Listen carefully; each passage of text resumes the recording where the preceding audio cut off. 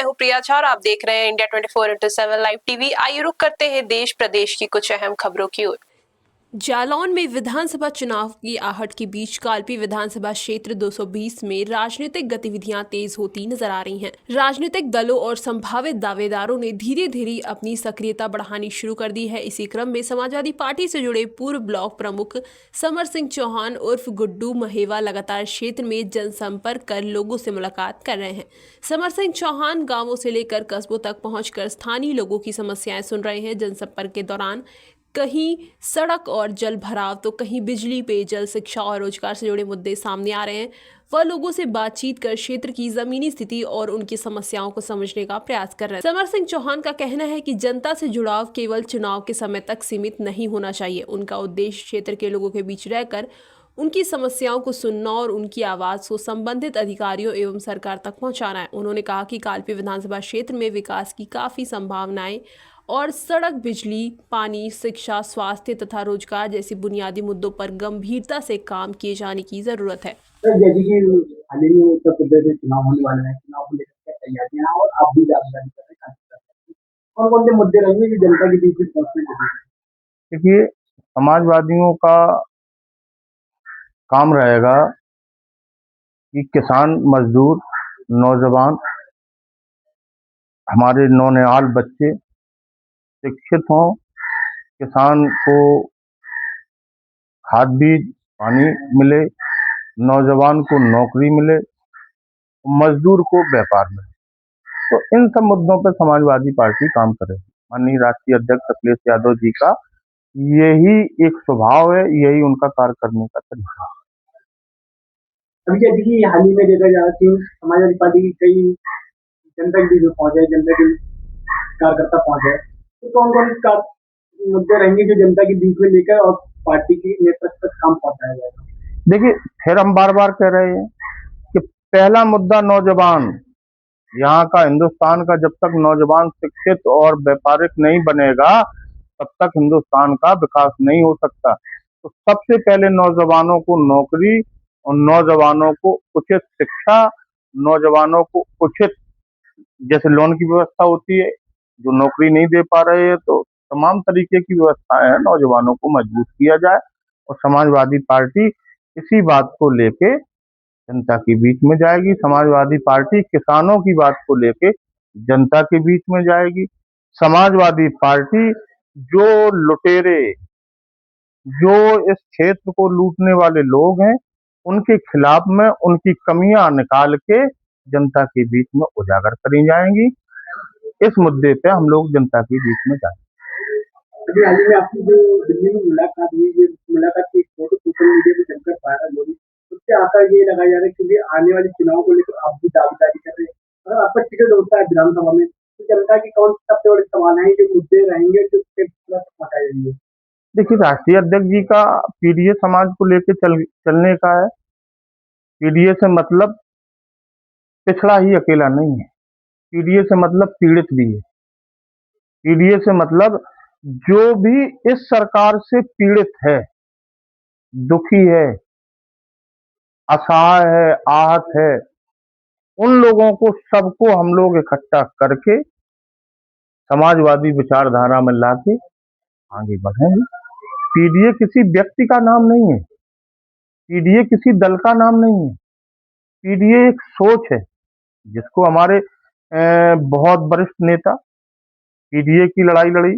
माननीय बीपी सिंह जी ने मंडल आयोग की व्यवस्था करके पीडीए को बढ़ाया। मोहन सिंह जी थे, हमारे बीपी सिंह जी थे, चंद्रशेखर जी थे। इन्होंने हमेशा गरीब, मजदूर, असहाय लोगों की मदद की और उन्हीं के तर्क पे माननीय नेताजी ने, मुलायम सिंह जी ने, सुखदेव किसान, उन्हीं के तर्क पे माननीय राष्ट्रीय अध्यक्ष जी एक पीडीए के नाम से जनता के बीच में जाने का माध्यम है। पीडीए में हमारा पिछड़ा भी आएगा, पीडीए में हमारा दलित भी आएगा, पीडीए में हमारा अंगड़ा भी आएगा, पीडीए में आबादी भी आएगी। तो इस तरीके से सर्व जाति, सर्व समाज को लेने, सर्व समाज में जो भी दुखी है उसको लेके समाजवादी पार्टी जनता के बीच में जाएगी, अपनी अपनी व्यवस्थाएं बताएंगे और इस तरीके से हम लोगों को जोड़ेंगे और जोड़ा भी है जैसे पिछले वाले समय में। जैसे कि समाजवादी पार्टी की ठंडी के दौर से निकल के आ गए, जैसे कि श्री रामपाल रजनीपाल और जिला पंचायत सदस्य निर्दोष हो जाता, अगर उनके चारों में से किसी का एक टिकट होता है तो आप किस तरह से चीजों को देखिए, हमारे लिए अपनी व्यक्तिगत सोच के लिए हमारे लिए जो भी समाजवादी पार्टी से टिकट मांग रहे हैं वो लोग अच्छे हैं और जितना सहयोग हो सकेगा पार्टी के हिसाब से आगे लगाई जाएगी। किसी का भी टिकट होगा, हम लोग समाजवादी पार्टी के साथ हैं। सीधे एक सवाल और मेरा ये है, हाल ही में अभी अपने जाति में ये दावा करना है, हम 300 सीटें लेके आएंगे यूपी में, तो 300 सीटें का यूपी में जाना आपके लिए चैलेंज है या योगी सरकार का ये 300 सीटें क्या 300 सीटें में समिट रहेंगे? वो उनका भी कहना सही है, 300 सीटों में समिट जाएंगे तो उन्हें लगने लगा कि 300 सीटें हमारी आ जाए, हमारी 300 से हम कह रहे 2 से 55 भी आ जाए, सरकार तो हम बनाएंगे। हमारी 305 भी हो जाए तो भी सरकार बनाएंगे और 300 सीटें तो हम जीत ही जाएंगे। अभी हमारी सीटें 65 के लगभग सीटें ऐसी रही जो हम 500 वोटों से हारे और कुछ सीटें जो 2000 के अंतर्गत रहे तो 100 सीटों की लगभग 2 से 5000 के बीच में रहे, 100 सीटें ऐसी रहे। तो अभी हमारी 125 है, तो अगर ये 100 सीटें हम और जीत जाते, अभी गठबंधन है, गठबंधन होगा, कई दलों से गठबंधन होगा, छोटे छोटे दल हैं, किसी को 2 देना पड़ेंगी, किसी को 50 देना पड़ेंगी, किसी को 4 देना पड़ेंगी। इस तरीके से हमारे पास जो सीटें रहेंगी सब मिला के हम 300 प्लस जीत के आए।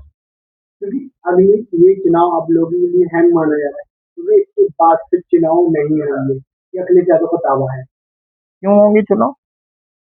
अभी 27 के चुनाव है, 27 के बाद तो वो हिटलर शाही चल रही है, अमित शाह की, योगी आदित्यनाथ की। योगी आदित्यनाथ को तो इतना हम दोषी नहीं कहेंगे। आदरणीय जो देश के प्रधानमंत्री हैं नरेंद्र मोदी जी, गृह मंत्री जी हैं अमित शाह जी, इनका तो डिक्टेटरशिप चल रहा है। ये किसी भी योजना को बनाते हैं और किसी योजना को खत्म कर देते हैं, उनका तो स्वयंभू राज चल रहा है। तो हो सकता है कि प्रस्ताव पास करवाना चाहते हैं, सांसद खरीद रहे हैं, विधायक खरीद रहे हैं और सरकार से जो प्रस्ताव पास करवा रहे हैं, अभी जैसे सदन में रात में प्रस्ताव पास हो जाते हैं, तो इन सब से आशंका उठ रही है कि कहीं ऐसा उनकी योजना ना हो कि आगामी में जिस तरीके से चीन में चुनाव नहीं होते हैं और देशों में चुनाव नहीं होते हैं, स्वयंभू कोरिया का है वो, तो उसी तरीके से ये आजीवन अपना एक पद पे बैठना चाह रहे और इस क्षेत्र की जनता, इस देश की जनता इन चीजों को स्वीकार नहीं। क्षेत्र के देश की जनता एक सौहार्द हिंदुस्तान है, हिंदुस्तान की एक गरिमा रही है, यहाँ पे समानता का व्यवहार रहा, यहाँ पे सर्व जाति, यहाँ हिंदू मुस्लिम से अकेला काम नहीं चलेगा। हमारी स्वतंत्रता की लड़ाई हुई तो क्या मुसलमानों का सहयोग नहीं रहा? अभी इसी इसी इसी कार्यकाल में देख लो जो हमारा जीवन रहा, तो हमें लगता है कि सबसे अच्छी श्रेणी में आएंगे अब्दुल कलाम जी। जो राष्ट्रपति की बात होगी तो अब्दुल कलाम से अच्छा हमें राष्ट्रपति नहीं मिलेगा। तो वो तो मंदिर, कहीं मंदिर की बात करेंगे, कहीं मस्जिद की बात करेंगे, कहीं आपस में हिंदू मुस्लिम को लड़वाएंगे। ये सब सारी चीजें अब जनता जान चुकी है, अब उनके बहकावे में आने वाली नहीं। क्या इस बार आप लोग की समाजवादी पार्टी सरकार यूपी में मिलेगी या नहीं? नहीं, वो तो 100% है, समाजवादी पार्टी सरकार बनेगी, माननीय राष्ट्रीय अध्यक्ष अखिलेश यादव जी सरकार बनाएंगे और पूर्ण बहुमत की सरकार बनेगी और अच्छा मंत्रिमंडल का विस्तार होगा। तो पीडीए के हिसाब से मंत्रिमंडल का विस्तार होगा और उसके नेता हमारे होंगे राष्ट्रीय अध्यक्ष माननीय अखिलेश यादव जी। और उसमें नो डाउट है, उसमें तो नो डाउट है, गुड्डू महबा चुनाव लड़े न लड़े अलग का विषय है, लेकिन सरकार समाजवादी पार्टी की बनने जा रही है। पार्टी कार्यकर्ताओं के लिए क्या मैसेज देंगे चुनाव को लेकर, क्या रणनीति है? देखो, पार्टी के कार्यकर्ता, पार्टी का मतदाता, क्षेत्र का मतदाता हम समाजवादियों की जान है, शान है, सम्मान है। हम अपने मतदाताओं से तो कुछ कह नहीं सकते, इसलिए नहीं कह सकते वो हमारे भाग्य विधाता है, और भाग्य विधाता भगवान का रूप होता है। भगवान को कभी आदेशित नहीं किया जा सकता है, उनसे तो निवेदन किया जाएगा कि आप ऐसे षड्यंत्रकारियों को पुनः इस विधानसभा में, चाहे वो विनोद महाराज ऐसे लोग हों, चाहे वो स्वतंत्र देव ऐसे लोग हों, चाहे वो, अब हम नहीं सबका नाम लेना चाहते, इस क्षेत्र के बुंदेलखंड के लोगों को एक दफे सोचना पड़ेगा कि ऐसे षड्यंत्रकारियों को हटाइए, और वो किसी भी दल में हो, भला व्यक्ति हो, सामाजिक व्यक्ति हो, किसी भी जात का हो, ऐसे लोगों को पुनः राजनीति में कालपी विधानसभा में आना चाहिए। और कालपी विधानसभा के क्षेत्र के आम जनमानस की यही मांग है। वो यहाँ भलापन देखना चाहते, वो यहाँ साफ सुथरा आदमी देखना चाहते हैं। हमारे श्री रामपाल साहब हैं, 40 साल की राजनीति हुई, 40 साल की राजनीति में अभी तक कोई दाग नहीं लगा। हमारे चौधरी शंकर सिंह ने राजनीति की, चौधरी शंकर सिंह ने राजनीति 40 साल की, एक उम्र की राजनीति, कभी दाग नहीं लगा। भारतीय जनता पार्टी में डॉक्टर अरुण मेहरोत्रा ने कार्यकाल किया, कभी दाग नहीं लगा। छोटे सिंह ने कार्यकाल किया, ऐसा आरोप उन पे कोई नहीं आया। एक उनका दुर्भाग्य था, व्यक्तिगत रंजिश थी तो मर्डर हुआ, तो वो एक आरोप सुरेंद्र सरसेला ने भी, नरेंद्र सिंह ने भी।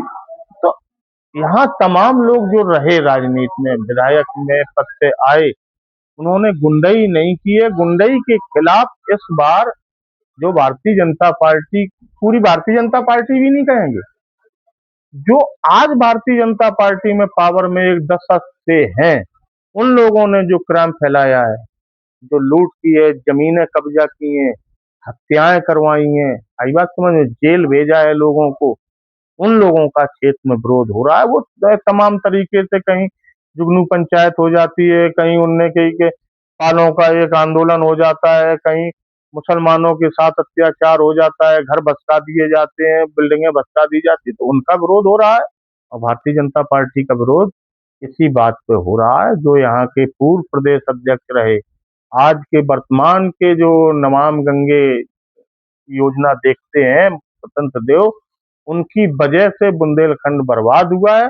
और बुंदेलखंड की जनता कतई ऐसे नेता को माफ नहीं करेगी। उनको बिस्तरा बांध के वहां जहां से आए थे वहीं भेजने की हमारी योजना नहीं है, ये आम जनमानस की योजना है। वो उनकी पूरा बिस्तरा बांध के उनको वहां भेजने का काम कालपी क्षेत्र से चालू होगा। और हम तो पुनः कहते हैं आपके माध्यम से, कालपी विधानसभा से वो एमएलसी हैं, कालपी के पता से, कालपी विधानसभा वो अपनी मानते हैं। तो अगर जरा भी उन्हें हमारी बात उनके कानों तक पहुंचे, तो कालपी विधानसभा खुला उनको चैलेंज करती है, आए इस विधानसभा से चुनाव लड़े, उनकी हैसियत अपने आप पता